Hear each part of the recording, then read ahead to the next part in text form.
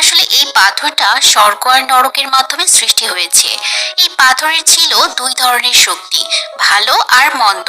পাথরটার খারাপ শক্তির কারণে ওটা পৃথিবীর সমস্ত শক্তি নিজের ভেতরে শোষণ করতে শুরু করে, যা পৃথিবীর সবার জন্য ছিল খুবই বিপজ্জনক। এই দৃশ্যটি বিশ্বের সবচেয়ে বড় জাদুকর দেখতে পান এবং সে তার দুজন শিষ্যকে সেই পাথর ধরার দায়িত্ব দেন। কিন্তু তারা পাথরটার সাথে লড়াই করে হেরেই যাচ্ছিল।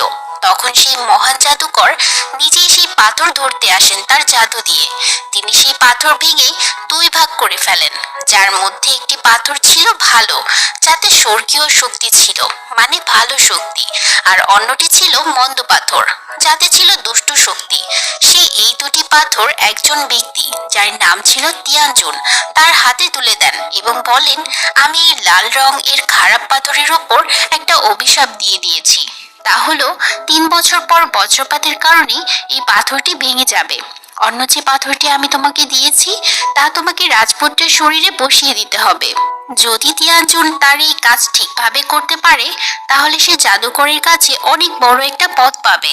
তিয়ানজুনের সাথে থাকা তার বন্ধু এটা দেখে খুব ঈর্ষান্বিত হয়ে পড়ে, কারণ এই কাজটা সে নিজেও করতে চাচ্ছিলেন।